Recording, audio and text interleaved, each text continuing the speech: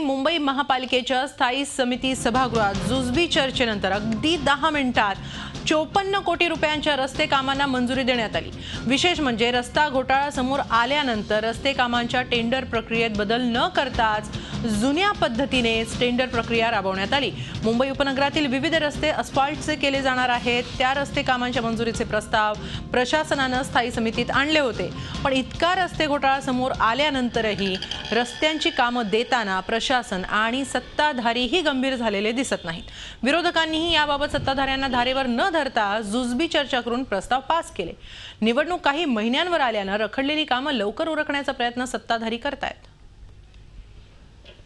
खरं तर जुन्या पद्धतीने म्हणजे हे सगळं चेंज करणं हे प्रशासनाचं काम आहे आणि हे टेंडर सिस्टीम म्हणा किंवा ती समिती निर्मिती म्हणा, हे सगळं प्रोसेस सगळं राज्य शासनाकडून UD अंतर्गत होतं। हे जर चेंज करायचं असेल तर त्या धर्तीवरच चेंज होणार आहे। खरं तर पहिल्यापासून आमचंही सांगणं आहे की आपण टेंडर ज्या वेळेला हे करतो त्यावेळेला लोएस्टलाच आपण हे काम देतो, ते कुठेतरी बदललं गेलं पाहिजे। कारण का ज्या वेळेला standing committee chairman Rahul Shewale होते त्यावेळेला आमची शिवसेनेची मागणी होती की ह्याच्यामध्ये मोठ्या मोठ्या कंपन्या यायला पाहिजे, L&T सारख्या, की जेणेकरून रस्त्याची क्वालिटी मेंटेन होईल। परंतु ते L&T वाले पुढे यायलाच तयार नाही आहेत आणि एक आपलं तर हे धोरणच आहे की लोएस्टला द्यायचं काम।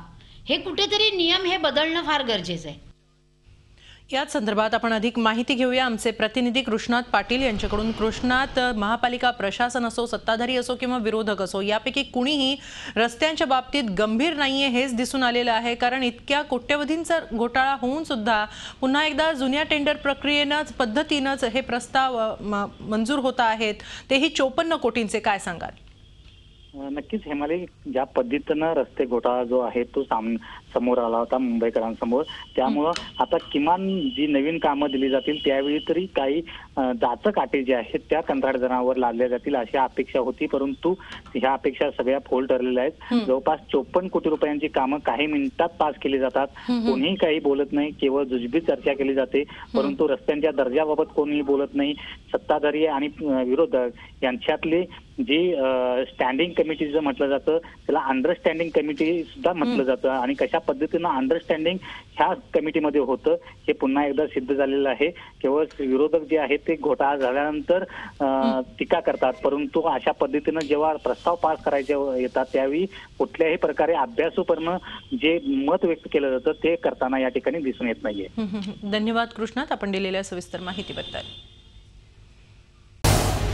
झी 24 तास रहा एक पाऊल पुढे।